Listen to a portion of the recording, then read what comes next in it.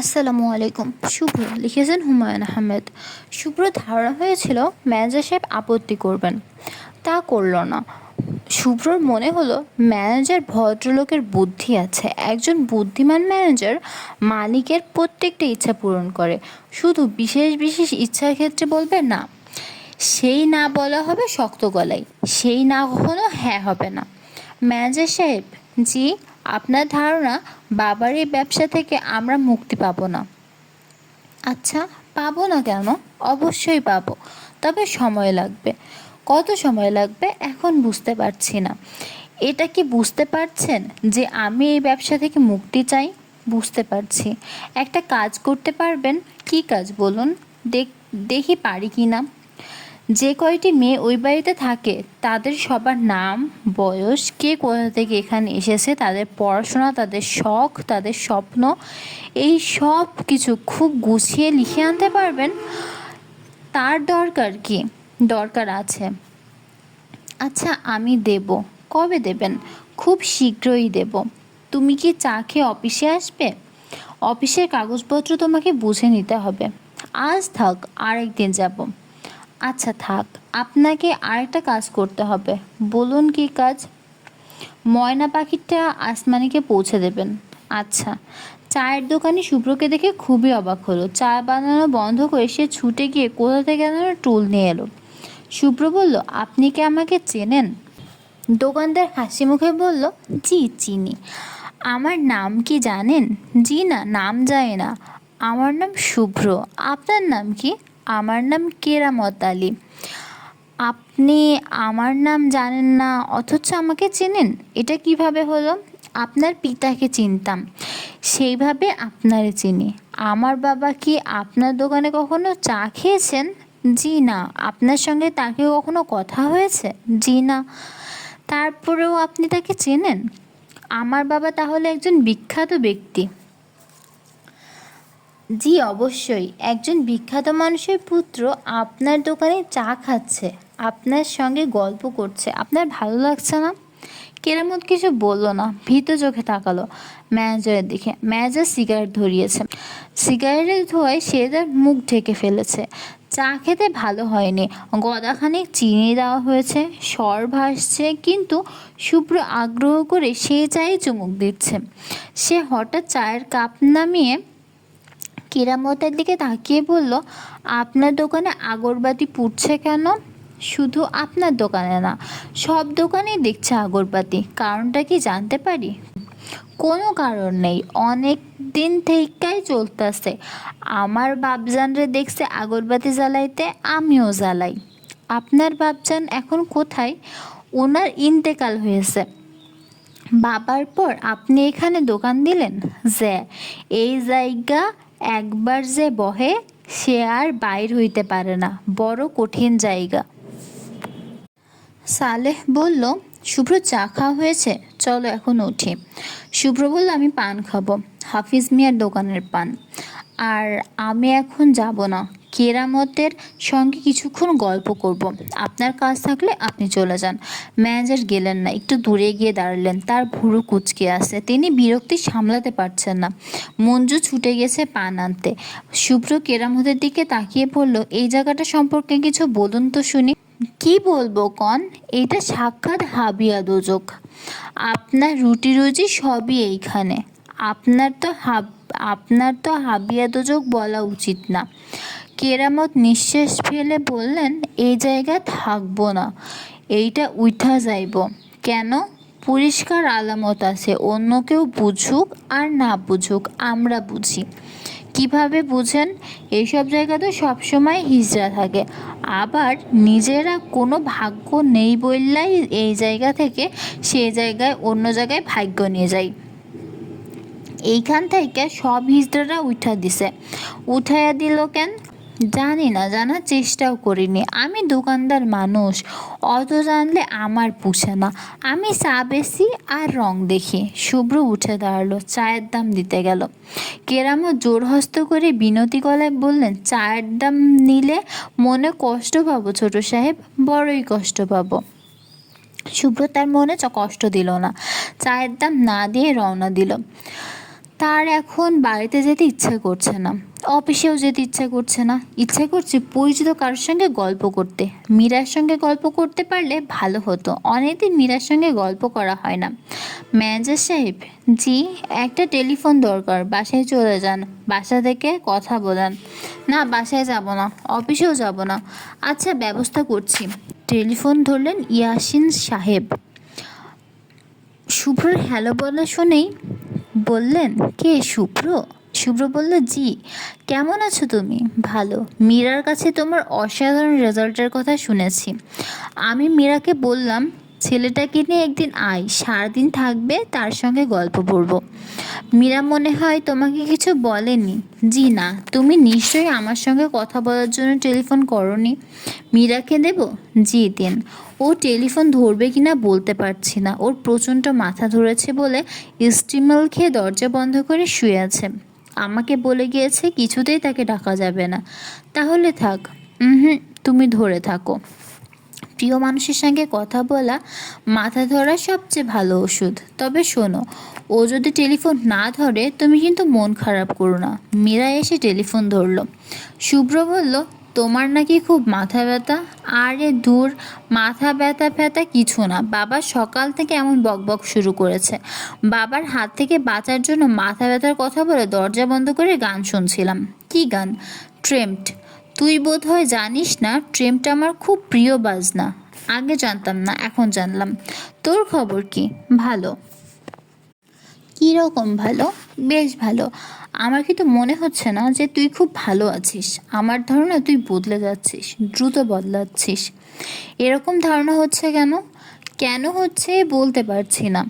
আমার কোনো six sense নেই, শুধু আমি বুঝতে পারছি। আমি কি তোকে একটা ছোট উপদেশ দিতে পারি? উপদেশ যে তোকে কাজে লাগাতে হবে তা না। দেব উপদেশ? না। কেন না? উপদেশ মানুষকে কন্ডিশনড করে ফেলে। আমি কিছু সময় প্রভাবমুক্ত হয়ে থাকতে চাই। যে কোনো বড় এক্সপেরিমেন্টের অভাবে যে কোনো বড় এক্সপেরিমেন্ট প্রভাব মুক্ত হয়ে করতে হয়। তোর ধারণা তুই বড় কোনো এক্সপেরিমেন্ট করছিস। হ্যাঁ। শুভ্র, তুই কিন্তু বোকা। আমরা ক্লাসে সবাই তোকে বোকা হিসেবে জানি। যখন তোর চারপাশে বইপত্র থাকে তখন তুই অসম্ভব বুদ্ধিমান, কিন্তু সেই বুদ্ধি শুধুমাত্র পড়াশোনাতেই সীমাবদ্ধ। এর বাইরে তোর কোনো বুদ্ধি নেই। পড়াশোনার বাইরে আমার বুদ্ধির কোনো পরীক্ষা হয়নি, এবার হবে। যদি হয় তার ফলাফল মারাত্মক হবে। শুভ্র হাসল। মীরা বলল, তোর হাসি আগের মতো নেই, অন্যরকম হয়ে গিয়েছে, বোকা বোকা ধরনের হয়ে গিয়েছে। বোকা বোকা আগেই ছিল, এখন তার সঙ্গে ধূর্ততা মিশেছে বলে মনে হচ্ছে। ও আচ্ছা। শুভ্র, তুই কি আমার কথায় রাগ করছিস? না। রাগ করছিস না কেন? আমি তোকে রাগাতে চাচ্ছি। আমি টেলিফোন ধরে আছি। মীরা, তুমি চেষ্টা চালিয়ে যাও। আমি নিজেও রাগ করতে চাচ্ছি, পারছি না। রাত 9টার সময় বৃষ্টি শুরু হয়েছে। আষাঢ় মাসের মাঝামাঝি বৃষ্টিরই সময়, তবে এবার আষাঢ় বৃষ্টিবিহীন। মাঝে মাঝে দুই এক পশলা বৃষ্টি যে হয়নি তা না। সেই বৃষ্টিতে আর যাই হোক, বলা যাক আষাঢ়ের বৃষ্টি বলা যাবে না। আষাঢ়ের প্রথম বৃষ্টি সম্ভবত আজকেরটাই। মনে হচ্ছে আজ ঢাকা শহর ডুবে যাবে। ব্যারিস্টার ইয়াসিন সাহেব আষাঢ়ের প্রথম বৃষ্টিপাত উদযাপনের সিদ্ধান্ত নিয়েছিলেন। ছাদে চিলেকোঠার ঘরে সাউন্ড সিস্টেমের ব্যবস্থা হয়েছে। দুইটা বড় স্পিকারে ফুল ভলিউমে গান দেওয়া হবে, বর্ষার গান।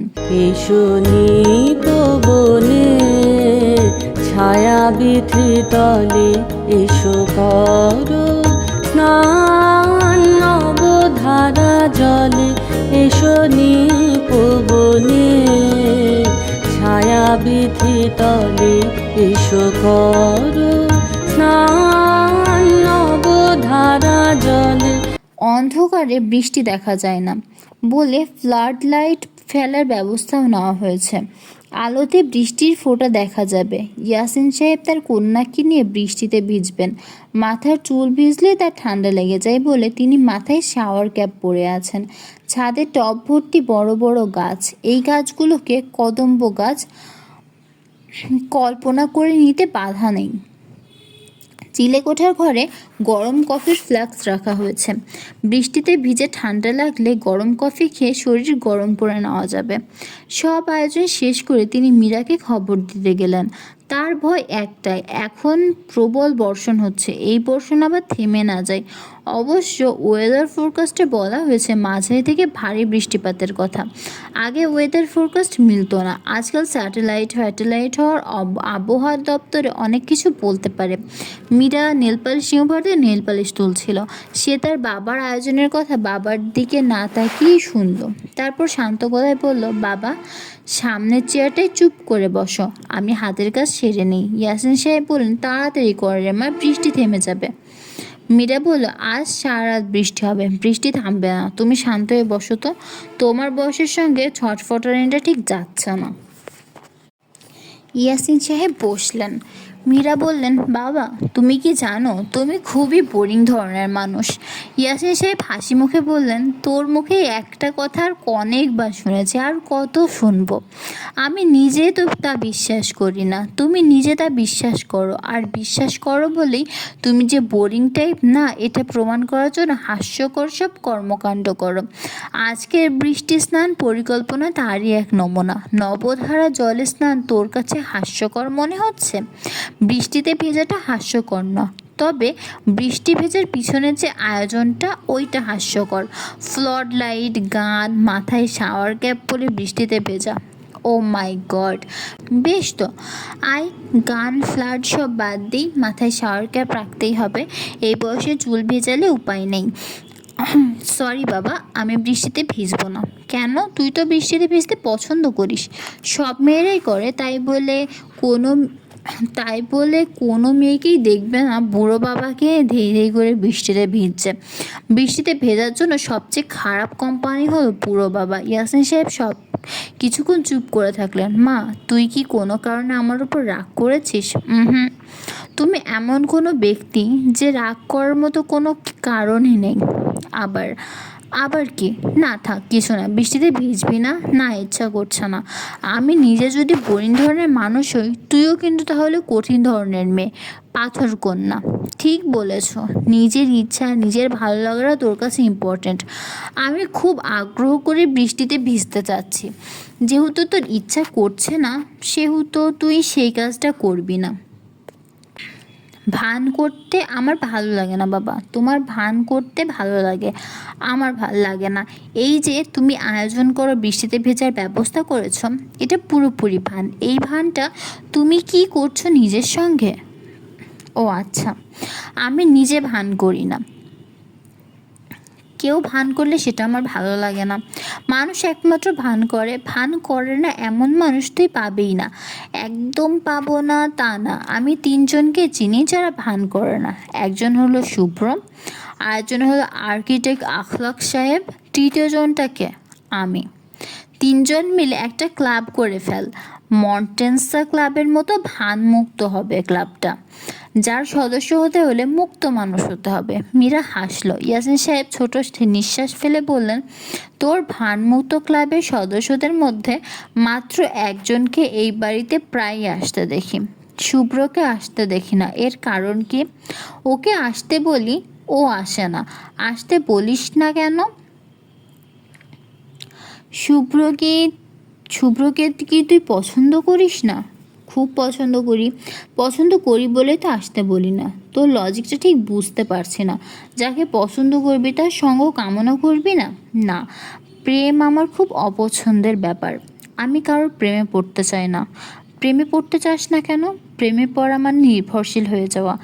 আমি যার প্রেমে পড়ব সে আমার জগতের বিরাট একটা অংশ নিয়ে নেবে, আমার জগৎটা ছোট হয়ে যাবে। তুমি তোমার নিজেকে দিয়ে বিচার করো, তুমি মার প্রেমে হাবুডুবু খাচ্ছিলে, তোমার জগৎটাই সবটাই মাকে নিয়েছিল। মা যখন মারা গেল সে তার সঙ্গে সে জগৎটা নিয়ে গেল, তুমি শূন্য জগতের বাসিন্দা হয়ে গেলে। ঠিক বলেছি বাবা? ঠিক বলেছিস কিনা জানি না, তবে যে গুছিয়ে কথা বলিস তা বুঝতে পেরেছি। ফিজিক্স না পড়ে তোর আইন পড়া উচিত ছিল। তোর মা ছিল বোকা টাইপের মেয়ে, তুই এমন খুরের মতো বুদ্ধি কিভাবে পেলি? খুর? ঘুড়ির একদিকে ধার থাকে, অন্যদিকে থাকে না, তোর দুই দিকেই ধার। মা বোকা ছিল, খুবই বোকা ছিল। বোকা বলাটা ঠিক হচ্ছে না, সরল মহিলা ছিল। পৃথিবীর জটিলতা কিছুই বুঝতো না, আমি যা বলতাম তাই বিশ্বাস করতো। মীরা হেসে ফেলল। ইয়াসিন সাহেব বললেন, হাসছিস কেন? মার সম্পর্কে তোমার উদ্ভট ধারণার কথা শুনে হাসছি। বাবা শোনো, মা সারা জীবন তোমার সঙ্গে বোকা এবং সরল মেয়ের অভিনয় করে গিয়েছে। কেন? কারণ মা ছিল ভয়ঙ্কর বুদ্ধিমতী। মা তার বুদ্ধিতে বোঝাতে পেরেছে তোমার প্রেম পেতে হলে বোকা ও সরল মেয়ে সাজতে হবে। মা হলো বহুরূপী গিরগিটি। বহুরূপী গিরগিটি কী করে জানো? যে গাছে সে বাস করে সেই গাছের সঙ্গে রং মিলিয়ে নিজের রং বদলায়, যাতে কেউ গাছ থেকে তাকে আলাদা না করতে পারে। মা তোমার সঙ্গে রং মিলিয়ে নিজের রং বদলিয়েছে। তোর কি ধারণা আমি বোকা? অবশ্যই আমি বোকা বলেই তোর মাকে বোকা সেজে আমার সঙ্গে জীবন কাটিয়ে গেছে। হ্যাঁ। ইয়াসিন সাহেব অবাক গলায় বললেন, মারে, আমি তো তোর কথাবার্তা প্রায় বিশ্বাস করা শুরু করেছি। আমার উপর রাগ করছো না তো? না, রাগ করছি না, তোকে খুবই পছন্দ হচ্ছে। তোর ধারণা আমি সত্যিই বোকা। মানবিক সম্পর্কে ব্যাপারগুলোতে তুমি বোকা। যদি বোকা না হতে আমার জন্য লাভ হতো। আমি আমার কিছু কিছু সমস্যা নিয়ে আলাপ করতে পারতাম।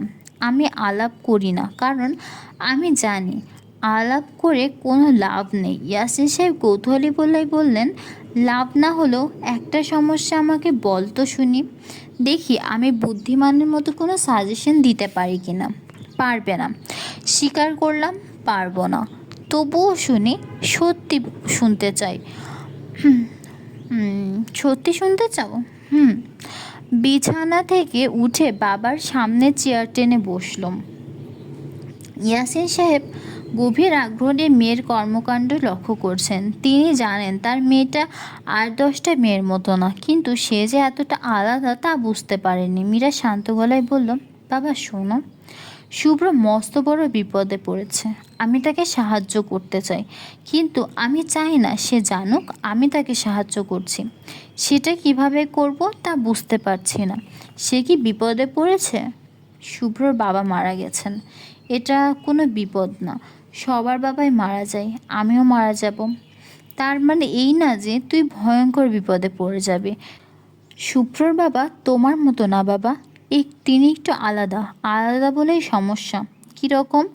শুভ্রর বাবার একটা ব্রোথেল আছে। তার মৃত্যুর পর শুভ্র উত্তরাধিকার সূত্রে সেই ব্রোথেলের মালিক হয়েছে। কি আছে বলনি? ব্রোথেল? হ্যাঁ, ব্রোথেল। হোর হাউসের, যেখানে 52 নিশিকন্যা থাকে। কি বলছিস তুই? শুভ্রর বাবা? হ্যাঁ, শুভ্রর বাবা। সর্বনাশ, শুনে তো আমারই সব এলোমেলো হয়ে যাচ্ছে। বাবা, তুমি নিশ্চয়ই বুঝতে পারছো শুভ্র এই ঘটনার জন্য প্রস্তুত ছিল না। তার পুরো ভবন এলোমেলো হয়ে গিয়েছে। এখন বলো, আমি তার ভুবন ঠিকঠাক করার জন্য কিভাবে সাহায্য করব? কারোরই এখানে কিছু করার নেই। যা করার শুভ্রকে করতে হবে।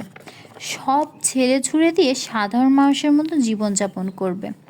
বাবা শোনো, শুভ্র যদি সাধারণ কেউ হতো সে তো তাই করতো। সে সাধারণ কেউ না, কাজেই সে যে কী করবে কে জানে। সে বাবার ব্যবসা উঠিয়ে দিবে না। সে গভীর আগ্রহের সঙ্গে ব্যবসাটা দেখবে, ব্যাপারটা বোঝার চেষ্টা করবে, বারবার মেয়েগুলোর কাছে যাবে, তাদের বিচিত্র জগতের বোঝার জন্য নিজেকে সেই জগতের অংশ করার চেষ্টা করবে। শুভ্র 100% বিজ্ঞানের ছাত্র।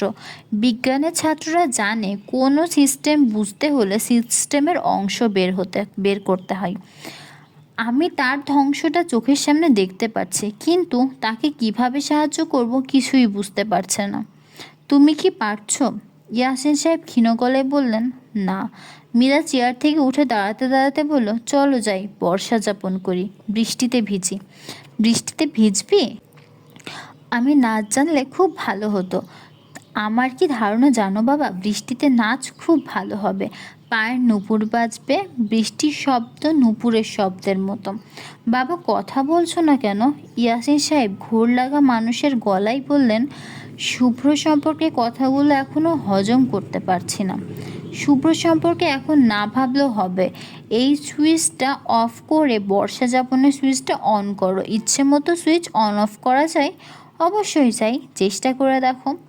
আমি পারি, তুমি পারবে না কেন? ইয়াসিন সাহেব মেঘে নিয়ে ছাদে বৃষ্টিতে ভিজতে গেলেন। জাহানারার দেখে মনে হচ্ছে তার বয়স কমে গেছে, চোখ মুখ উজ্জ্বল, মুখের চামড়ায় খসখসে ভাব নেই, চোখের নিচে কালি পড়ে থাকতো সেই কালিও দূর হয়েছে।